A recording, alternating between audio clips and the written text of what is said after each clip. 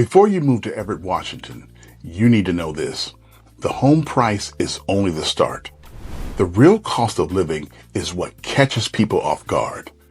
Rent, gas, utilities, childcare, groceries, commuting, it all adds up fast. And while Everett is still more affordable than places like Seattle or Bellevue, it's not cheap anymore.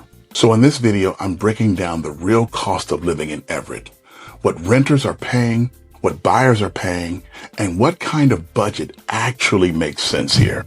Hey, I'm James, and I help people make smooth moves around the greater North Puget Sound area. So if you're thinking about moving to Everett, Linwood, Mill Creek, Bothell, or even Kirkland, this channel is for you. Let's start with the big picture. Everett's not the cheapest city in Washington, but it's still one of the more realistic options for people who want to stay near major job centers without paying Seattle or East Side prices. So that's the good news. The bad news is a lot of people move here thinking Everett should be more affordable than the monthly bills show up, and suddenly all that confidence gets real quiet. Let's talk rent first, because for a lot of people, that is where the Everett move starts. Average rent in Everett is around $1,800 per month. Studios are around $1,300, one bedrooms are around $1,500 to $1,600, and two bedrooms are around $1,800 to $1,900. And three bedrooms, my goodness, can push towards $2,700 a month. So if you're single or maybe a couple without kids, a smaller rental may feel manageable, but once you need more space, that monthly payment jumps fast. Now let's talk home prices. The median home price in Everett is around $550,000. Compared to Bellevue or Kirkland, that can feel like a bargain. And compared to lower cost states, that may feel like a punch to the face. But here's the part people miss. The price of the home is only one piece of the payment. Because once you add in mortgage, property taxes, homeowners insurance, utilities, maintenance, and maybe HOA dues, that number can look very different than what people had in mind. Yes, Everett can be more affordable than nearby markets, but affordable does not mean cheap. Next up, utilities. This is one of those costs people tend to underestimate. In Everett, a rough average for monthly utilities is around $278. That includes electricity, water, sewer, and garbage. Now, the number depends on the size of the home, how old it is, whether you live in an apartment or a house.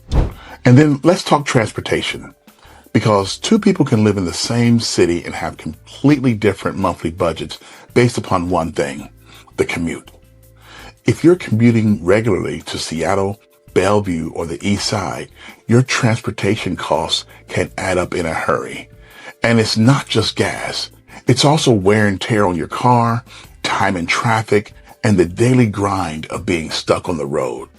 Even imagine jumping in those HOV lanes when they're up to $15. So if you work nearby, Everett may feel very manageable. If you're driving south all the time, this city can feel more expensive than it looked on paper. That is why I always tell people, don't just ask, what does housing cost? Instead, ask, what does my life cost look like here every month? That's the better question. Now, if you have young kids, the next part matters a lot. Childcare can be one of the biggest expenses for families moving to Everett. Full-time childcare can run around $3,000 a month. So if you're planning a move here with little ones, don't treat childcare like a minor side expense. It's a major budget category. And this is where families get caught off guard. They look at the mortgage, and then they look at the down payment, and then they look at the home.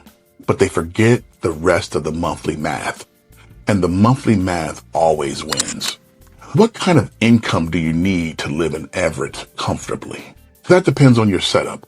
A single person renting a modest place and working nearby may be able to make Everett work on a more reasonable income.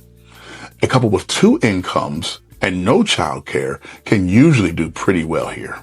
But for a family with children, especially if you need daycare, have a larger rental or mortgage, and commute often, you're going to want a much stronger household income to feel comfortable month after month. So with all that said, is Everett still worth the cost?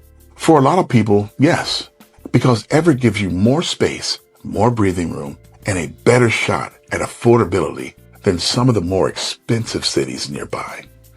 You also get access to waterfront areas, established neighborhoods, and a mix of home options that still gives buyers some flexibility. So here's who Everett tends to work best for. It makes sense for people who want more space, better value than Seattle or Bellevue, and want to stay in Western Washington. If your budget is already stretched thin, your commute is long, or you need full-time childcare on top of rising housing costs, Everett can feel very expensive very fast. So the real question is not just, is Everett a good city? The real question is, does Everett fit my budget, my lifestyle, and my day-to-day life? If you're thinking about moving to Everett and you want to figure out which part of Everett fits your budget best, that is exactly what I do. I help people line up the right area based upon price point, commute, and lifestyle. And if this video helped you, make sure you subscribe, because I'm putting out more videos on what it's really like to live in Everett, Linwood, Mill Creek, Bothell, and Kirkland. And around here, you're going to get the truth, not the brochure version.